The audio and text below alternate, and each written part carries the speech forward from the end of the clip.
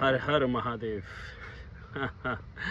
अभी जो मैंने पीछे एक वीडियो डाला था जिसमें मैंने कहा था कि शास्त्र अनुगत यदि मनुष्य मांस नहीं खाता तो उसे 21 बार पशु योनि में जन्म लेना पड़ता है। उसके कमेंट में किसी व्यक्ति ने कहा कि ये इसकी बात नहीं, मांस की बात नहीं हो रही है, ये अंतर की बात है, ये अंतर की यात्रा की बात है, ये कुंडलिनी एनर्जी की बात है, ये हमारी ब्रह्मरंध्र की बात है। देखिए, आप अपने आप को कब तक धोखा देते रहेंगे मुझे नहीं पता, और देते रहिए जितना देना चाहते हैं। मूल चीज़ तो ये है कि शास्त्र आपको अनुमति देता है, लेकिन आप इतने ज़्यादा ब्रेन वॉश्ड हैं, आपका इतना ज़्यादा ब्रेन वॉश कर दिया गया है कि आज आप ये मानते हैं कि आप पशु खाएंगे तो नरक जाएंगे। अरे मूल मुद्दा समझिए पहले। मूल मुद्दा ये नहीं है कि आपको शाकाहारी बनाना है या आपको मांसाहारी बनाना है। मूल मुद्दा है सनातन के अंदर किसी भी परिस्थिति के अनुसार ढलने का, किसी भी परिस्थिति से लड़ने का सामर्थ्य पैदा करना है। जो शाकाहारी होते हैं उनका वैज्ञानिक परीक्षण किया जा चुका है।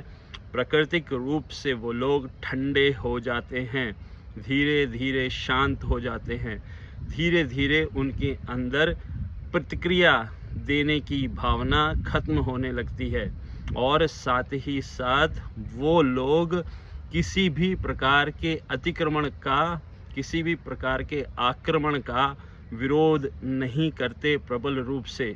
उदाहरण आपके सामने है। आज भी हम जानते हैं कि काशी में भोलेनाथ कहाँ बैठे हैं, कैसे उनके ऊपर लोग हाथ धोते हैं और उनके ऊपर पैर धोते हैं।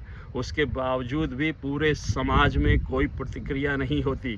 तो हम जानते हैं कि हमने एक पूरा नपुंसक समाज पैदा कर लिया है।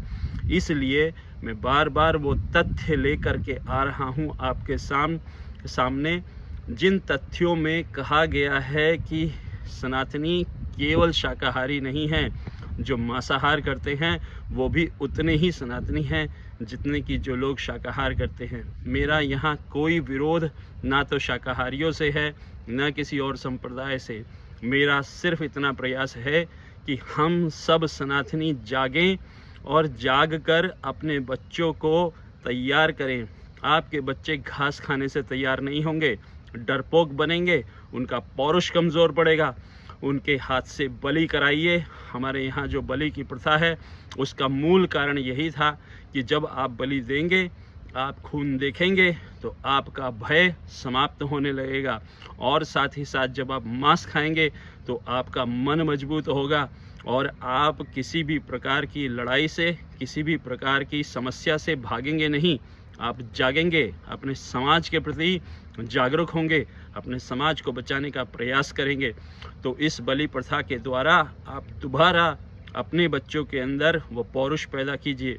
खिलाइए उन्हें मांस, बकरे का, मुर्गे का, सूअर का, जो भी मुमकिन है खिलाइए। जो भी शास्त्र अनुमति देता है खिलाइए, वो मांस खिलाइए, बलि दीजिए। देवता प्रसन्न होंगे, देवियाँ प्रसन्न होंगी, आपको शक्ति प्रदान करेंगे और आपके अंदर पौरुष का विकास होगा। तो सनातन अपने आप ही मजबूत होता चला जाएगा। हम कह रहे हैं कि हम तो गुरु गोविंद सिंह जी की तरह 1.25 लाख से एक लड़ाऊं। अरे गुरु गोविंद सिंह जी ने भी सरदार जब शाकाहारी थे पूरी तरह से, तो उससे पहले उन्होंने भी उनको मांस खाने की अनुमति दी थी।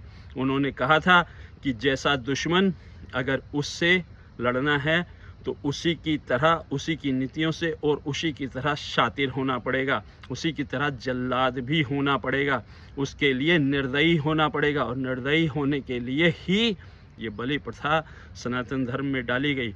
आज तथाकथित बाबा बिना किसी भविष्य का विचार किए हुए लोगों के लहसुन प्याज तक बंद करा रहे हैं, लोगों के मांस मच्छी तक बंद करा रहे हैं, और कह देते हैं खुलेआम कि किसी शास्त्र में नहीं लिखा।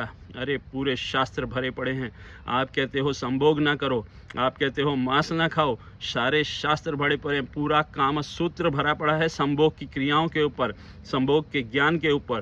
पूरा अर्थशास्त्र भरा पड़ा है कि किस तरह से माया का अरेंजमेंट करें, पूरा ज्ञान शास्त्र बड़ा है किस तरह से आप ज्ञान को अर्जित करें। हमारे सनातन धर्म में किसी चीज़ की कमी नहीं है। ये सनातन धर्म ही दुनिया की एकमात्र ऐसी व्यवस्था है जो परिपूर्ण है, संपूर्ण है, पूरी है, और इसमें हर प्रकार का व्यक्ति, चाहे वो चारवाक हो वो भी सनातनी है, चाहे वो नागार्जुन हो वो भी सनातनी है, चाहे वो अष्टावक्र हो वो भी सनातनी है, चाहे उंगलीमार हो वो भी सनातनी है, चाहे वाल्मीकि हो वो भी सनातनी है। जो कहीं किसी भी प्रकार से इस धर्म में किसी रूप से अपने आप को समन्वित महसूस करता है वो हमारा सम्माननीय सनातनी भाई है। फिर चाहे उसका आहार कोई भी हो, चाहे उसकी जाति कोई भी हो, चाहे उसका वर्ण कोई भी हो, उतना ही वो श्याम वर्ण वाला तमिलनाडु का व्यक्ति सनातनी है जितना कि एक श्वेत वर्ण वाला कोई उत्तर प्रदेश का या हिमाचल का व्यक्ति सनातनी है या कश्मीर का व्यक्ति सनातनी है। रंग के आधार पर हमारे यहाँ कोई भेद नहीं, जाति के आधार पर हमारे यहाँ कोई भेद नहीं, इसी तरह खान पान के आधार पर भी हमारे यहाँ कोई भेद नहीं है शास्त्रों के अनुसार। लेकिन अगर कुछ लोग चाहते हैं कि वो शाकाहारी रहें तो हम उनके विरोध में नहीं हैं, लेकिन वो भी प्रयास करें कि हमारे विरोध में ना आए, क्योंकि उनके लिए यही अच्छा होगा। क्योंकि महाकाल अब काल रूप से बरसने वाले हैं। हर हर महादेव। आप सभी प्रसन्न रहें, सनातनी रहें और सनातनी होने का गौरव महसूस करें, यही मेरी प्रभु भोलेनाथ से कामना है। महादेव आपको प्रसन्न रखे।